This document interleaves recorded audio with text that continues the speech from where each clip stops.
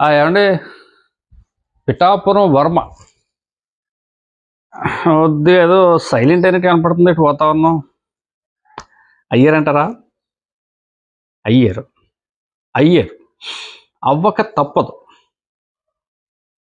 అసలు ఈ సైలెంట్ అవ్వటం ముందే అవి ఉంటే ఈ తలపోట్లు ఉండకపోయేదేమో. మేబీ ఏదో క్షవరం అయిన తర్వాత వివరం వచ్చినట్లు ఇప్పటికి సైలెంట్ అయ్యాడు. ఇంచేతంటే ఓ పక్కన అతనికి సిజరింగ్ పడిపోతూ ఉంది అతనికి. ఎలాగంటే ఓకే, టీడీపీ అధికార పద్ధతి, చంద్రబాబు నాయుడు గారితో మంచి సాన్నిధ్యం, చంద్రబాబు నాయుడు గారి దగ్గర ఇతనికి మంచి బాండింగు, గుర్తింపు అన్నీ ఉన్నా పిఠాపురం ఎమ్మెల్యే ఎవరు? పవన్ కళ్యాణ్ గారు. ఆయన జనసేన అధినేత, ఇతర మిత్రపక్షమే. అతన్ని కాదని రాజకీయం చేసే అంత స్వేచ్ఛ ఇతనికి లేదు. ఎమ్మెల్యేగా అతని కను సన్నలో అతని ప్రోటోకాల్ని గౌరవిస్తూ అతని అడుగుజాడల్లో పనిచేయాల్సిందే. ఇప్పుడు అక్కడ టీడీపీ ఎమ్మెల్యే ఉన్నాడు అనుకోండి, ఉదాహరణకి జనసేన ఇన్ఛార్జ్ ఉన్నాడు అనుకోండి, ఏం చేస్తాడు? జనసేన ఇన్ఛార్జ్ టీడీపీ ఎమ్మెల్యేతో కోఆర్డినేట్ చేసుకుని వెళ్తాడు. జనసేన ఇన్ఛార్జ్ సపరేట్గా కుప్పడి పెడతానంటే ఇక్కడ ఒప్పుకోరు కదా. అటు పవన్ గారు, కళ్యాణ్ గారు ఒప్పుకోరు, చంద్రబాబు నాయుడు గారు ఒప్పుకోరు. మిత్రపక్షాలు కలిసిపోవాలంటారు. సో ఈ కలిసిపోయే ప్రక్రియలో ఎమ్మెల్యే కొన్ని అధికారాలు ఎక్కువ ఉంటాయి. ఇప్పుడు ఇక్కడ ఏమైంది? అతను not only MLA, deputy CM, ఒక పార్టీకి అధినేత. అది మర్చిపోయి ఇతను నేను నగ్గించాను అనే ఒకే ఒక అహం, దాన్ని నాగబాబు గారు బ్రేక్అవుట్ చేశారు. పవన్ కళ్యాణ్ గారిని ఎవరైనా నగ్గించారు అనుకుంటే అతని కర్మ అని చెప్పి అసలు క్లియర్గా చెప్పాడు. సో ఆ అహంతో అతను విర్రవీగిపోయి రావాల్సిన పదవిని అతనే కాలుతో తన్నేసుకున్నట్టు అయిపోయింది. మొన్న నాగబాబు గారు పర్యటన చేసినప్పుడు, తొలి పర్యటన ఎమ్మెల్సీగా అతను నియోజకవర్గంలో తిరిగినప్పుడు దుర్గమ్మ చెరువు అనే ప్రాంతం వెళ్తే అక్కడ ఆ ప్రాంతం అంతా కూడా వర్మకు పట్టున్న ప్రాంతంలో ఇతను ఆహ్వానించి ఘన స్వాగతం పలికి వాళ్ళ సమస్యలందరూ చెప్తే ఇతను సానుకూలంగా స్పందించినప్పుడు ఇంకా వర్మను మర్చిపోతారు.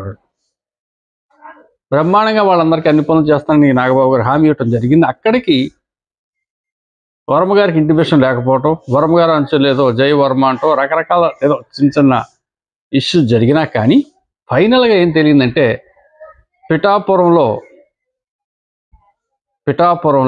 ఏ చిన్న చితక వ్యవహారం జరిగినా ప్రత్యక్షమయ్యేది నాగబాబే.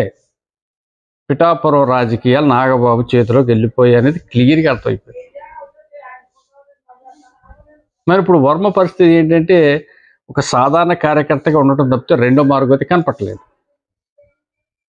సో అతను ఆలోచించుకున్నాడు, తెలివిగా ఆలోచించాడు. ఇంతకాలానికి సరే మనం ఓవర్ అయ్యేవేమో, తగ్గుదాం, నిదానంగా ఉందాం ఇకనైనా అని చెప్పేసి ఇప్పుడు కొత్త స్లోగన్ ఏంటంటే నారా లోకేష్ గారిని, చంద్రబాబు నాయుడు గారిని పొగుడుతూ ఇతని కార్యక్రమం అతను చల్లగా చేసుకుంటూ వెళ్తూ ఇతనికి ఒక ప్లాన్ ఇప్పుడు కొత్తగా ఒక ఎజెండా తీసుకొచ్చేటట్టు ఏంటంటే 2026లో నియోజకవర్గాల పునర్విభజన జరుగుతుంది. ప్రస్తుతానికి పిఠాపురం టౌను, రూరల్, గొల్లప్రోలు, ఉప్పాడ కొత్తపల్లి ఈ 4 ఏరియాలు కలిపి ఒక నియోజకవర్గంగా ఉన్నాయి. గతంలో ఈ ఉప్పాడ కొత్తపల్లి సంపరణ ఒక నియోజకవర్గం అందులో ఉండేది. సో ఇప్పుడు ఈ 4 ప్రాంతాలు కలిపి రేపు పునర్విభజనలో ఒక 2 మండలాలకి ఒక కొత్త నియోజకవర్గం అవుతుంది. బహుశా అందులో పిఠాపురం ఉండదు, కానీ ఉప్పాడ కొత్తపల్లి, గొల్లప్రోలు ఇలాగేదో, లేదా ఉప్పాడ కొత్తపల్లి పక్క ఇంకో 2-3 ప్రాంతాలు కలిపో కొత్త నియోజకవర్గం అయితే చేస్తారని ఒక టాక్ ఉంది. ఇతను ఆ నియోజకవర్గానికి టీడీపీ నుంచి ఇన్ఛార్జిగా వెళ్దాం, పార్టీ నుంచి కూడా ఆ సంకేతాలు వస్తున్నాయట. 26 దాకా బాబు నువ్వు సైలెంట్గా ఉంటారు స్వామి, 26 నియోజకవర్గాలు కొత్త నియోజకవర్గం వచ్చేటప్పుడు నీకు ఆ దగ్గరలో నీకు అటాచ్మెంటు ప్రజలు ఉన్నటువంటి ఏదో ఒక ఏరియాలో మేము ఇన్ఛార్జిగా పంపుతాం, 29లో నీకు సీట్ ఇస్తాను ఏదో అటు చెప్పడం జరిగిన సమాచారం తెలుస్తుంది మాకు. సర్లే ఇంక ఎమ్మెల్సీ ఎలాగ రాదు, నేను క్లియర్గా అర్థమైపోయింది. నీకు పదవి ఇస్తాడో ఎవడు ఎలా ఇస్తాడో పదవి ఛాన్స్ లేదు. పిఠాపురం అంటే పదవుల పుట్ట అయిపోయింది. రేపో మాపో నాగబాబు గారు కూడా మంత్రి అయిపోతారు. ఇంకేం ఉండదు. అలాగని ఇతను వైసీపీకి వెళ్ళిపోతే వాళ్ళు అసలు పట్టించుకోరు. ఫస్ట్లో ఏదో రండి అంటారు, కానీ వాళ్ళు ఇంకా దాన్ని ఇంకేదంటే ఇప్పటికే టీడీపీ దగ్గర సానుభూతి పరుడని ఒక పేరు ఉంది. ఏదో చంద్రబాబు నాయుడు గారి మాటను గౌరవించి సీటు పవన్ కళ్యాణ్ గారు త్యాగం చేశారన్న పేరు ఉంది. దాన్ని పాటు చేసుకుని అందరికి వెళ్ళిస్తాం. ఆ తెలివితొక్క పని అయితే చేయడు.